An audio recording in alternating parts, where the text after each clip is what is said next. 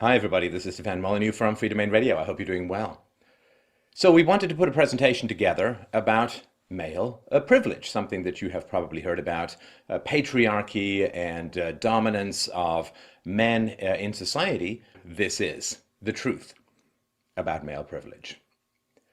So let's start with life expectancy. How long do men live? So men live for 76.4 years on average. Women live for 81.2 years on average. Now, men pay the majority of Social Security taxes, which are retirement benefit taxes for those outside the US, but are outlived by almost 5 years by women. This means that on average, women can receive almost 5 years extra of Social Security benefits, having paid much less into the system. This does not speak to me of male privilege. This would speak to me of female privilege, but let's continue with the data. So Social Security recipients by age and gender. So the difference in life expectancy at 65 years of age between males and females is only 2.6 years. In other words, if you make it to 65, then you are more likely to have a closer mortality ratio if you're a man. So 2.6 additional years of benefits for women. Again, women are paying much less on average, into the Social Security or retirement system, but are receiving much greater benefit. So let's look at the contributions versus the benefits received. So women contribute 40.7% of retirement benefits throughout their working life. Men contribute almost 60% of the retirement benefits, so almost 20% difference. The benefits received, of course, is almost on parity, 48.7 versus 51.3% for men. So men contribute $126.6 billion to the Social Security or retirement system, 18.6% more per year than women. Men only receive 2.6 more per year than women in benefits. So they pay almost 20%, but receive less than a little more than 2.5%. Now, in the realm of healthcare, one of the things that is true throughout the lives of the genders is that women consume far more medical resources than men. Comparing Medicare contributions, men were taxed an average of almost $1,500 each, compared to only $933 each for women. This is annually. So men are taxed almost 60% more than women, but women receive 26.4% more spending in healthcare. Chronically homeless people, 3/4 of them in America are men, and only 25% of them are women. Again, if there was male privilege, we would not expect to see these kinds of numbers. Homicides in the United States. In 2011, the murder rate for males was 7.4 homicides per 100,000 males, compared to 2 homicides per 100,000 females. Now, I understand a lot of the men are being shot by other men, but imagine if these statistics were reversed. In other words, almost 80% of homicide victims were women, and only 20% of them are men. There would be a national call to action, and there would be many meetings of pear-shaped people in comfortable shoes. What about American combat deaths and casualties? Again, if there was male privilege, shouldn't we be seeing men comfortably puffing on cigars at the head office while women did frontline duties? Well, women make up almost 15% of all active duty US military personnel, but are currently excluded by the Pentagon from frontline combat duty. That is supposed to change in 2016, after the election, as you can imagine. But even mentally challenged and physically disabled men are required to register for the draft, but women are not. And although women make up almost 15% of active duty US military personnel, 97% of the combat deaths and casualties since the Gulf War have fallen to men, and only 3% of combat deaths and casualties are women. And that is quite different from the video games that I've played, where there seem to be a lot of tough women with lots of weapons. This is not how it works. So where is the male privilege here? Suicides, again, this is similar to the ratio for homicides. 79% of suicides are men, 21% are women. And this is a tragic statistic. 30,307 male suicide deaths were reported in 2010. 83 men kill themselves every day. 3.5 men kill themselves every hour. And again, if these statistics were reversed, what would happen?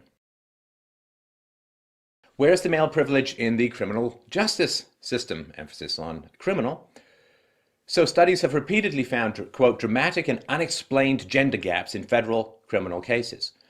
Conditional on arrest offense, criminal history, and other pre-charge observables, men receive 63% longer sentences on average than women do, right? Same district court, same offense, same criminal history, same offense level.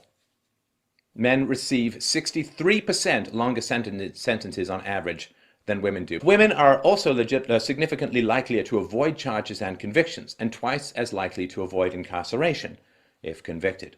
There are large unexplained gaps across the sentence distribution and across a wide variety of specifications, subsamples, and estimation strategies.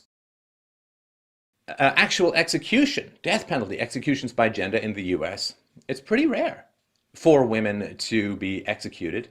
Only 571 documented instances as of December 31st, 2011, beginning with the first in 1632. These executions constitute about 2.9% of the total confirmed executions in the US since 1608, yet women commit 10% of all murders.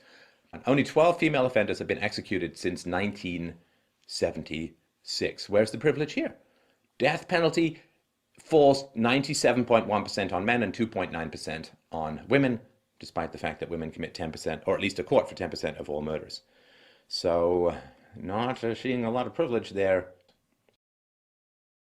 Child custody goes to men 18% of the time and to women 82% of the time. Child support payments. The amount due to fathers, 5,527, mothers, 6,115. The amount received, 3,015 fathers, 3,862 mothers. Custodial mothers are awarded child support in 53.4% of cases compared to only 28.8% for custodial fathers. So this is the average child support payments per year. Women are paid 77 cents for every dollar a man makes. Of course, you've probably heard the statement in one form or another. And this is supposed to be all about the male privilege. 12% of men and 25% of women work part-time jobs, which are 1 to 34 hours. 22% of men work overtime compared to 11% of women. In the United States, the Fair Labor Standards Act requires employees to be paid 1.5 times their regular rate if they work over 40 hours a week, except in management. Given that more men work overtime, this is not insignificant in terms of the pay gap. All right, workplace deaths in the United States. Here's male privilege not working again. Boy, 93% of workplace deaths in the United States are men. 7% of these workplace deaths are women. So, do men get thanks for that? State alimony laws, many of course which were passed in the 1960s and 1970s, were originally designed to help non-working or lesser-earning spouses after divorce. Many states allow for recipients to receive payments for life. In California, you divorce after 10 years, you've got to pay your wife for life. So here you can see from 93, $8.4 billion to 2012, $11.2 billion, big driving factor. Alimony payments per year. Adjusted for inflation, alimony payments per person, 1993, $13,148 has gone to $17,541. Alimony payments by gender, right? So men receive 6% of alimony payments, women receive 94%. Now there's a wage gap. 361,000 women and 23,000 men received alimony payments in 2012. So $11.2 billion in alimony payments for 2012. Women received $10.5 billion for that year. The objectification in society is directed at men. The idea that the government and its resources can substitute a father and his involvement is ridiculously and horrifyingly and repulsively sexist towards the value and virtues that men provide in families, in societies. Male privilege. Male privilege, are you kidding me? We can only pray for the possibility of male equality. And then we'll have a society that will be the envy of history, rather than the dregs and disasters of a giant failed social experiment.